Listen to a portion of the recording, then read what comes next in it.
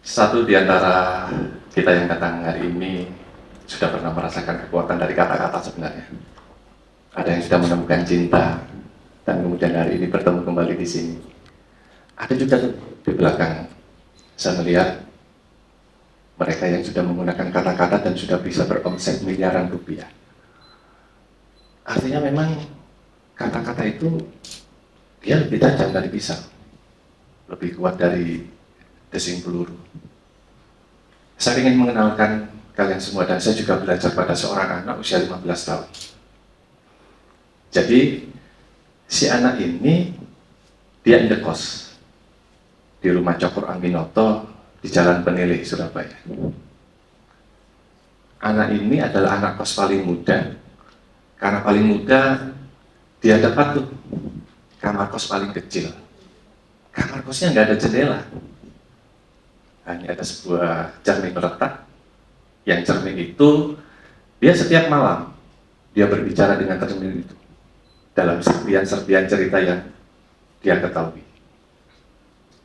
Di rumah Cokro itu, dia selalu duduk setiap malam, karena memang setiap malam Cokro Aminoto selalu kedatangan tamu-tamu tokoh-tokoh bangsa.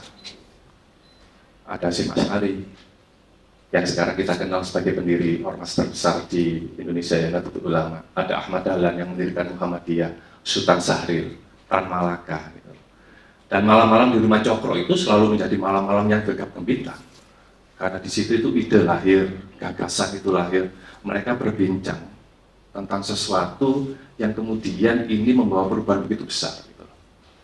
Anak umur 15 tahun ini selalu duduk di pojok dekat dengan tempat duduknya Cokro Aminoto, karena dia nggak kebagian kursi. Jadi di rumah Penilih itu sebenarnya tidak hanya menjadi rumah, gitu. Jadi rumah ini di tahun 1916 itu menjadi dapur nasionalisme pertama di Indonesia. Jadi malam-malam itu perbincangan ide, gagasan itu hadir di rumah-rumah ini. Anak 15 tahun ini selalu mendengar.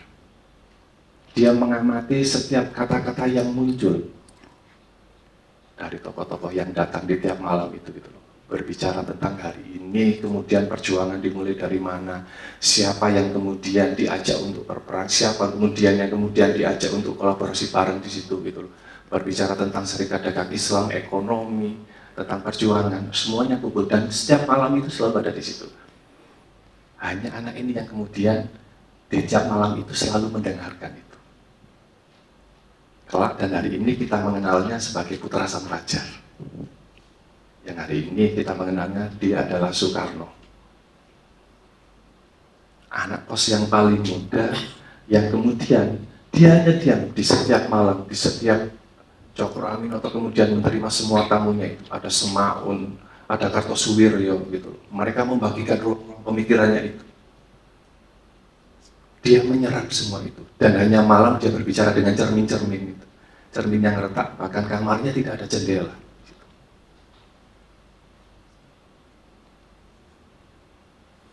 Soekarno kemudian mereka membagi kepada hal yang kemudian kita petik adalah seseorang kalau mau memimpin, maka dia harus memulai dengan memberikan ruang untuk mendengar. Karena dengan mendengar itulah Soekarno kemudian mengetahui bahwa kata-kata yang dipakai itu menjadi ruang yang berkobar untuk sekian banyak umat manusia. Dan sebenarnya sejatinya rumah ini bukan rumah biasa. Makanya sejak 1916 itu Surabaya sudah dikenal menjadi dapur nasionalisme itu, gitu loh. Tempat yang kita tinggali setiap hari. Tempat itu kemudian berseliweran, tempat gagasan itu muncul, gitu loh. Karena ini dapur, maka ide itu dimasak bersama. Melalui menjadi sebuah perjuangan, menjadi sebuah pengorbanan. Gitu. Dan itu bukan sesuatu yang biasa. Gitu. Sampai hari ini pun kita menjadi tahu ya, apakah masih ada yang tersisa dari dapur nasionalisme itu? Apakah masih ada ruang untuk mendengar bagi kita? ruang untuk kemudian kita bisa melontarkan gagasan, ide. Saya punya story.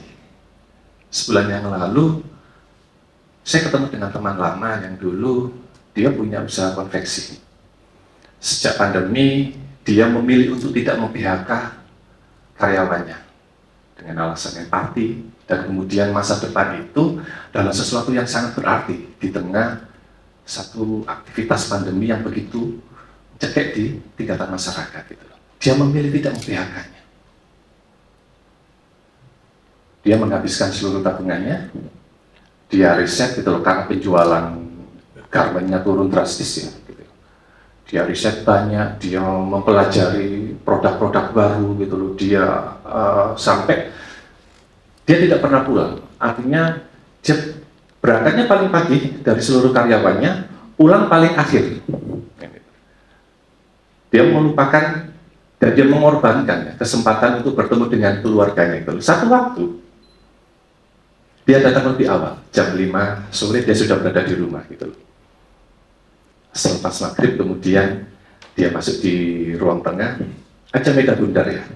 Bahkan hari ini kita di Jawa Timur, di Surabaya itu kita selalu punya meja bundar yang di situ adalah tempat kita berkumpul dengan keluarga untuk menikmati hidangan dan santap malam. Meja bundar itu tidak memiliki sekat sebenarnya. Karena memang masing-masing dari anggota keluarga itu bisa memberikan satu gagasannya, bisa bercerita tentang sesuatu gitu. Itu ini dari keluarga itu. Dan hari ini meja bundar itu masih ada di beberapa rumah-rumah yang itu. Sambil menikmati hidangan sayur asem dan sambal terasinya itu, si bapak ini kemudian duduk dan dia tanya ke anak bungsunya. Dia kelas 5 SD. Dia tanya ke anaknya, "Bekalmu hari ini habis?" "Habis, Pak. Teman-teman suka. Masakan ibu itu selalu jadi rebutan teman-teman di sekolah." Gitu. Bapaknya tersenyum ya. Dia sebenarnya pikirannya kemana-mana tuh. Tabungannya habis, dia sudah nggak tahu harus bagaimana mempertahankan 18 karyawannya karena dia memilih keputusan berani dengan tidak mem-PHK. Yang gitu ya. Story keduanya adalah anaknya yang pertama yang sebenarnya yang membuka seluruh tabir itu. Sepanjang santap malam itu anaknya diam aja. Dia hanya fokus kepada piring dan makanannya tidak dihabiskan, sendok ditaruh dan dia duduk termenung.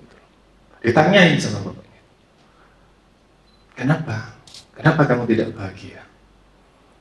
Ibunya yang ada di depannya kemudian jawab, ya dia sudah 1 bulan ini nggak mau keluar rumah. Dia selalu diejek sama teman-temannya. Loh, kenapa? Karena berat badannya. Dia keluar, dia tidak pede dengan pakaian yang dia pakai gitu loh. Si bapak kemudian melihat, kenapa kamu tidak pede kepada dirimu sendiri gitu loh. Kamu memakai pakaian apa?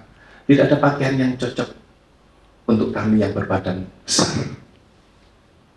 Setelah selesai makan, si bapak kemudian dia menghabiskan sisa kopinya ya. Dia baru menyadari, oh, ini peluang yang saya peroleh dari anak saya.